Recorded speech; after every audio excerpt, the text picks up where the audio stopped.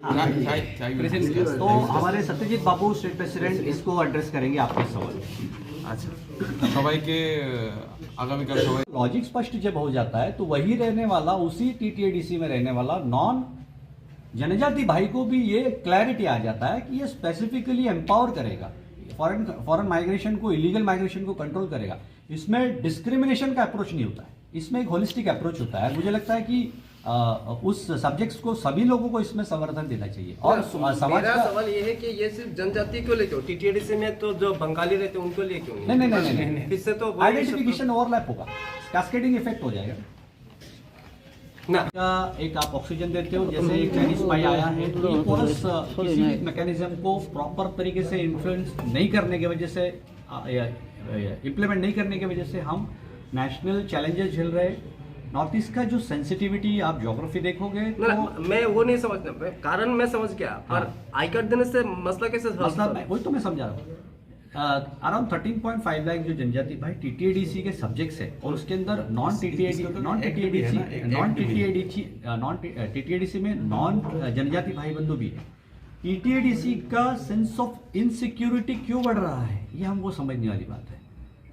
Identity को आप जब भी एस्टैब्लिश कर लेते हो, एक तरीके से आप रजिस्टर बनाते हैं, क्योंकि आप ऐसे भी देखिए कि ज्योग्राफिकल एरिया टीटीएडीसी का स्पेशल स्टेटस आज भी एंजॉय कर रहा है, बिकॉज जनजातीय भाइयों का ऑटोनोमस डिस्ट्रिक्ट काउंसिल त्रिपुरा के या बाकी स्टेट के नॉन जनजातीय एरिया से अलग है, तो वहाँ स्पेशल आईडी कार्ड की जरूरत है। इसका बेनिफिट ये है कि उनका एक सेंस ऑफ इनसिक्योरिटी नहीं हो, उनका एक तरीके से प्रोटेक्शन भी हो, और उसी आईडी कार्ड का बेनिफिट ये होगा कि मान लो कल को आपके इधर अगर एलिगेशंस आते कि इधर इलीगल माइग्रेंट्स है, फॉरेनर्स है, और एक तरीके का ट्रेड है, एक नेक्सस है, it will help the intelligence, it will help the security agency, it will help the police to track them.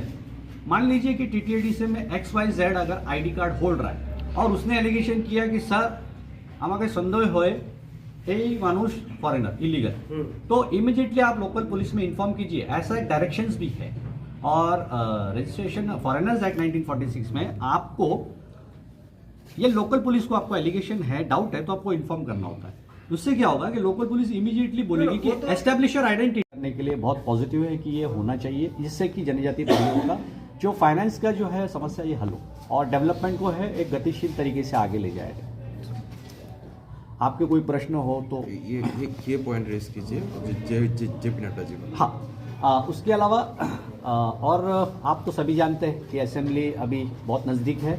आने वाले 13 से 14 दिन में आप ये मान के चलिए कि फुल फ्लेज इलेक्शन कमीशन का टीम आ रहा है। उसके 1-2-3 दिन के भीतर जब जेपी नड्डा जी आएंगे, शायद उसके बाद ये इलेक्शन कमीशन का डेट्स अनाउंस हो जाएगा, model code of conduct will be in place. अब पॉलिटिकल एस्पेक्ट से देखेंगे तो आरपीआई भी आज सक्रिय है, आप कई दिन से देख रहे हो।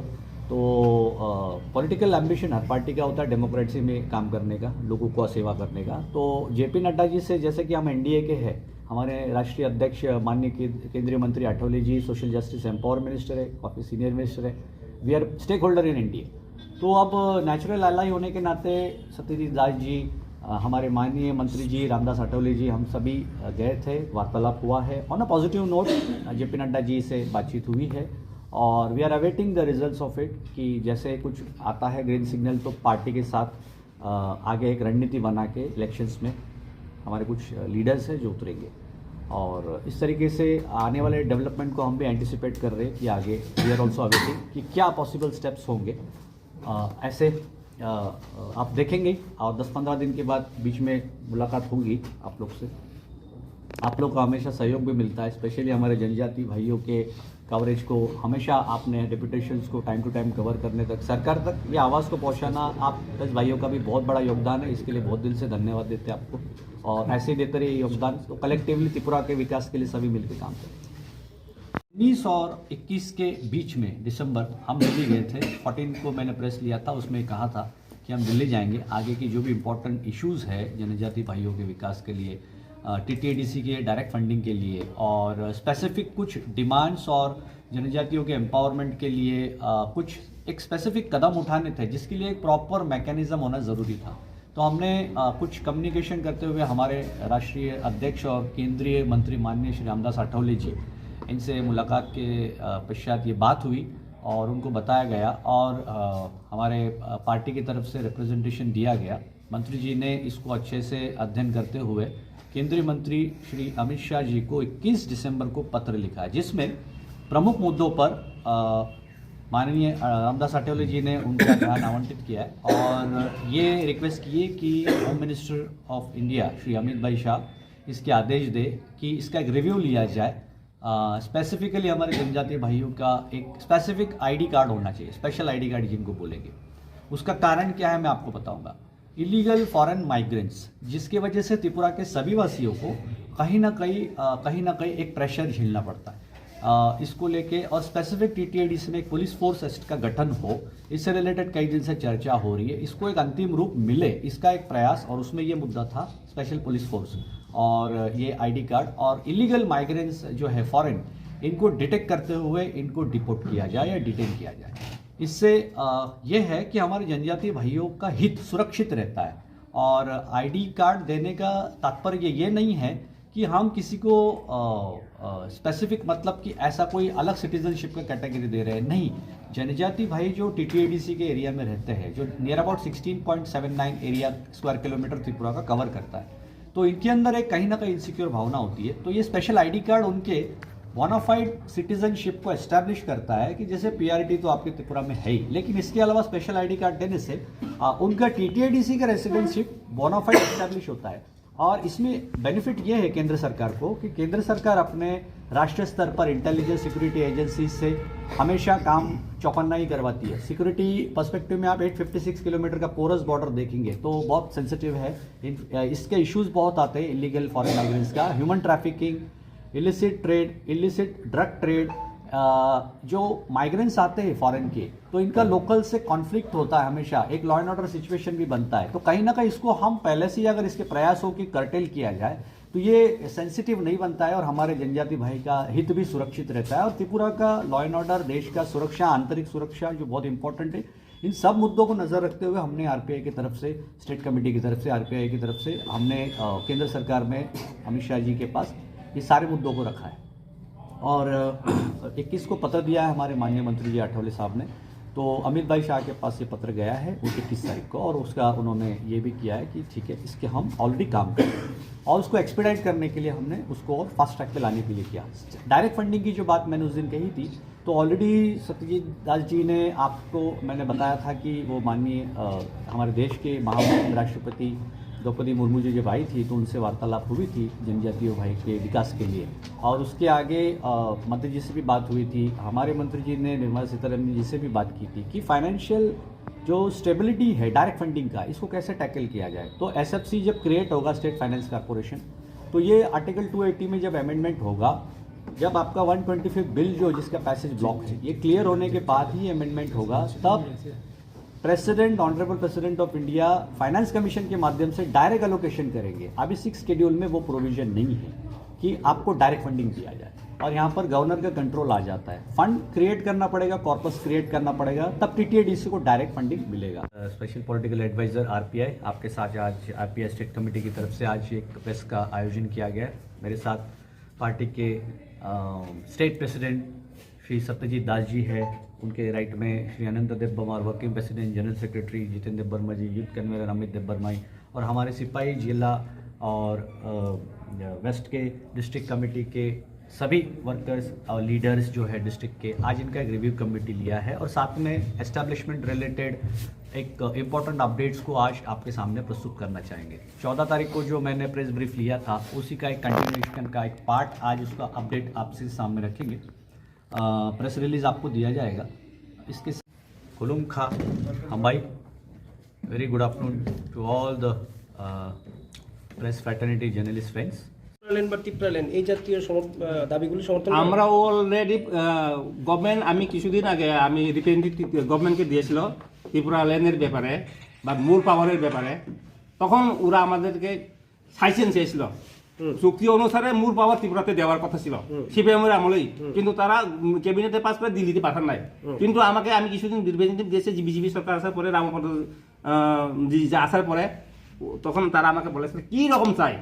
আমরা অলরেডি, কারণ 20 বছর আগে বা 50 বছর আগে ডাইরেক্ট ফান্ডিং দেওয়া হবে না, এখন গ্রেতা ত্রিপুরাল্যান্ডের হোক, ত্রিপুরাল্যান্ড আমরা চেয়ে আমরা হোম মিনিস্টারের কাছে চিঠি দিয়েছে, অলরেডি আমাদের আথাওয়ালিজি এক্সামিন করার জন্য পাঠিয়ে দিয়েছে। মানে আপনি সমর্থন করছেন তো করছি আমরা এটা ত্রিপুরাল্যান্ডকে সমর্থন করছে। ত্রিপুরাল্যান্ড।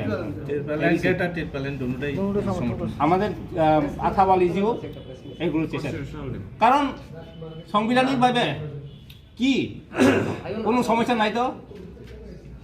Thank you. আচ্ছা আর একটা জানাচ্ছি, কিছুদিন আগে আমরা আমাদের পাতিল সাহেব বলেছেন আপনার সামনে, আমরা বিভিন্ন সময়ে বিভিন্নভাবে একট হয়েছিল, ত্রিপুরা একট হয়েছিল। এই একটগুলো এখনও পূরণ হয় নাই। আমরা ত্রিপুরা স্টেট প্রদেশের ওয়ার্কিং প্রেসিডেন্ট হিসেবে এবং রিপাবলিকান পার্টি অফ ইন্ডিয়ার পক্ষ থেকে আমরা রিপ্রেজেন্ট করেছিলাম হোম মিনিস্টারের কাছে এবং প্রাইম মিনিস্টারের কাছে। আমাদের ওই এইখানে আমি ধন্যবাদ দিতে চাচ্ছি, ওই আমরা পুলিশ ফোর্স আমাদের একটে ছিল, এডিটিএফের একটে ছিল। ওইগুলো গতকাল 2 দিন আগে এডিসি মিনিস্টার মণ্ডলী তারা পাস করেছে। তার জন্যই আমরা এডিসির কর্তৃপক্ষকে আমরা ধন্যবাদ জানাচ্ছি, কারণ আমরা হোম মিনিস্টারের কাছে আমাদের আঠাওয়ালিজি অলরেডি পুলিশ ফোর্সের ব্যাপারে এক্সামিন করার জন্য চিঠি দিয়ে দিয়েছে। শুধু তাই নয়, মোর পাওয়ারের ক্ষেত্রে এবং আইডি কার্ডের ক্ষেত্রে এবং ফরেনার রুচি এবং ডাইরেক্ট ফান্ডিংয়ের ব্যাপারে অলরেডি এক্সামিন করার জন্য আমাদের আঠাওয়ালি সাহেব এই প্রথম ত্রিপুরার হিস্টোরিতে এইখানে আমি কথা বলতে যাচ্ছি। এর কিছুদিন আগে ত্রিপুরা বিজেপি স্টেট মন্ত্রিমণ্ডল তারা ওই ব্যাপারে এডিসির মেন ডাইরেক্ট ফান্ডিংয়ের ব্যাপারে ওরা পাস করে দিল্লিতে পাঠিয়ে দিয়েছেন। কিন্তু এইখানে কথা হচ্ছে সিপিএমের সরকারের আমলে ওইগুলো চুক্তি হয়েছিল এবং কংগ্রেসও কিছুদিন তারা শাসন করেছিল। ওইগুলো তারা এখন যে বিজেপি সরকার এবং আরবিআই আমাদের যে পার্টি যেভাবে ইনিশিয়েটিভ নিয়েছে এডিসির ক্ষেত্রে তারা কেউ নেই নাই। এখন আমরা শুনেছি তারা বলে যুদ্ধ হয়েছে, এতদিন যুদ্ধ হয় না, তারা কেন এখন যুদ্ধ হচ্ছে? তার জন্যই ওরা সিপিএম এবং কংগ্রেস আমাদের যে একতের ব্যাপারে তারা যেমন ইন্ট্রোডাকশন ইন ইনারল্যান্ড পারমিট তারা ত্রিপুরা রাজ্যে ক্যাবিনেটে পাস করে দিল্লিতে পাঠানোর কথা ছিল এবং মূল পাওয়ার ওরাও তারা পাঠানোর কথা ছিল, এটিটিএফের চুক্তিতে ছিল এবং ফরেনার ইস্যু এবং মোর পাওয়ার তারা দিল্লিতে পাঠানোর কথা ছিল। প্রায় 35-50 বছর তারা ঘুমিয়ে রয়েছে। এখন নাকি আমাদের মানিক সরকার এক্স মিনিস্টার উনি বলেছে আমরা গ্রেটার ত্রিপুরাল্যান্ড এখন ওই করি, ইনারল্যান্ড তারা করি, কিন্তু ওরা শুধু মুখে বলে কাজে করে নাই। কিন্তু আমরা এখন দেখেছি আমরা এই আমাদের যে রিটার্নিসের ব্যাপারে তারা যে আমাদের যে রিপাবলিকান পার্টির প্রেসিডেন্ট উনি আমাদেরকে সোশ্যালিস্টের দাবি উনি মেনে নিয়েছেন এবং উনি যেমন মেনে নিয়েছেন সুন্দরভাবে উনি রিপ্রেজেন্টেটিভ দিয়ে দিয়েছেন। তার জন্যই আমি আমাদের রিপাবলিকান পার্টির ওয়ার্কিং হিসাবে আমি অনুরোধ করছি ত্রিপুরাবাসীদের, আপনারা ঝগড়া জাতি না করে আমরা রিকোয়েস্ট করব মাননীয় ডেপুটি সিএম ওনাকে আমরা রিকোয়েস্ট করছি, আপনি এই ইলেকশনের আগেই আমাদের সঙ্গে যেমন কথা দিয়েছেন যতগুলো যতগুলো স্কিম আছে উনি স্যাংশন করার জন্য। কারণ আমাদের উপজাতি কল্যাণ মন্ত্রী রামপদ জমাতিয়া উনি অলরেডি ওনার যে নোডাল ডিপার্টমেন্ট ছিল উনি মোটামুটি করে দিয়েছেন। এখন শুধু বাকি আছে উপমুখ্যমন্ত্রী, আপনি আমাদের টিএফের সিট এবং ত্রিপুরার জনজাতিদের জন্য যে স্কিমগুলো আমরা জমা দিয়েছিলেন এইগুলো এখনো স্যাংশন হয় নাই। এগুলো স্যাংশন করার জন্য আপনার কাছে আমি রিপাবলিকান পার্টির তরফ থেকে ওয়ার্কিং প্রেসিডেন্ট অনন্ত হিসেবে আপনাকে রিকোয়েস্ট করছি। আপনি বলেছিলেন আমাদেরকে 30,000-এর মতো গড় জমা দেওয়ার জন্য, আমরা অলরেডি করেছি এবং এই মানে কি বলবো সব কিছু রেডি হয়ে ডিএম থ্রু থেকে এসেছেন, এখন আপনার এসেছেন। শুনেছি কিছুদিন আগে ওরা নাকি গিরিরাজের কাছে উনি পাঠিয়েছেন, কিন্তু এটা দেরিতে 2 বছর আগে এটা পাঠানো হলে আমাদের এখন সব সমস্যার সমাধান হয়েছিল। শুধু আমাদের আথাওয়ালি যে এইটাই করে নাই, উনি আমাদের প্রায় 5,371 জনা পিকারি এবং 5,371 জনা গড়ের জন্য উনি হোম মিনিস্টারের কাছে পাঠিয়ে দিয়েছেন। তার জন্য ওনাকেও ধন্যবাদ, থ্যাংক ইউ। আমরা জানাচ্ছি আগামী কাল আমাদের ইংরেজি নববর্ষ আছে, হ্যাপি নিউ ইয়ার। তার জন্য ত্রিপুরাবাসী, ভারতবাসী সবাই PMR মানে যেটা কিছুদিন আগে যেটা ঘটা করে দেওয়া হইলো প্রধানমন্ত্রী, ওইটাতে আপনারা ঘর পাইছেন উপজাতিরা পাইছেন পাইছে। 5,000 के अलावा और আমাদের एडिशनल 1,05,000 के अलावा ইংরেজি শুভেচ্ছা জানাচ্ছি। 2023 ভালো। আপনাদের যেই প্রশ্নটা ছিল, আমরা আমাদের যিনি রাষ্ট্রীয় সভাপতি এবং কেন্দ্রীয় মন্ত্রী রামদাস আঠওয়ালে সাহেব এবং আমি মাননীয় জেপি নাড্ডাজি, আমাদের শরিক দলের যে বড় সাথী বিজেপি, আমাদের মধ্যে একটা লং ডিসকাশন হয়েছে এবং আমার সাথে সেপারেটলিও বিভিন্ন বড় লিডারশিপ যারা আছে আমাদের বড় শরিক দলের ওদের সাথে কথা হয়েছে। কারণ আমাদের একটা ব্রিফিং ছিল, সেটা লাস্ট মান্থের প্রথম দিকে ছিল যে আমরা 10টি আসনে ওটা প্রার্থী দেব। আমাদের বিষয়টা হলো কি, আমরা যেহেতু একটা অ্যালায়েন্সের মধ্যে আছি, আপনারা জানেন যে অ্যালায়েন্সটা মহারাষ্ট্রে আছে এবং সেন্ট্রাল গভর্নমেন্টে আমাদের মন্ত্রী আছে, তাই আমরা প্রার্থী দেব বললেই সেটা সম্ভবপর সব দিকে হয়ে ওঠে না। আমাদের এর আগে কিছু নিয়ম আছে, সেগুলো আমাদের পূরণ করতে হয় এবং সেই আমাদের নর্মস অনুসারে আমরা আমাদের যে বড় শরিক দল আছে, আমাদের বড় শরিক দলের সাথে আমাদের মন্ত্রী মহোদয় কথা বলেছিলেন, প্রেজেন্স অনুরোধ ছিল, জেনারেল সেক্রেটারি ছিল ন্যাশনাল লেভেলে, আমিও ছিলাম। কথা বলার পর আমরা ডিমান্ড করেছি 7টা সিটে, 7টা সিটের ডিমান্ড করেছি, কারণ অন্যান্য যেগুলি আছে জনজাতি অংশে যেসব রাজনৈতিক দল কাজ করছে, অনেকেই অনেকটা গতবার যারা একটু সক্রিয় ছিল, এবার অনেকটা একটু সক্রিয়তা কমে গেছে, তাই আমরা 7টা সিট দাবি করেছি এবং আমি আপনাদের নির্দিষ্ট সংখ্যাটা বলবো না এবং ওনাদের তরফ থেকেও একটা আশ্বস্ত করা হয়েছে যে এই সংখ্যাটা কিছুটা কমবে, হয়তো আমরা এর মধ্যে আমরা পজিটিভলি কিছু দেখছি, এই কথা আমাদের সঙ্গে হয়েছে এবং 2-3টে এরকম মিটিং হয়েছে। আমরা আশা করছি যে হয়তোবা এতে কিছু পজিটিভিটি আসবে।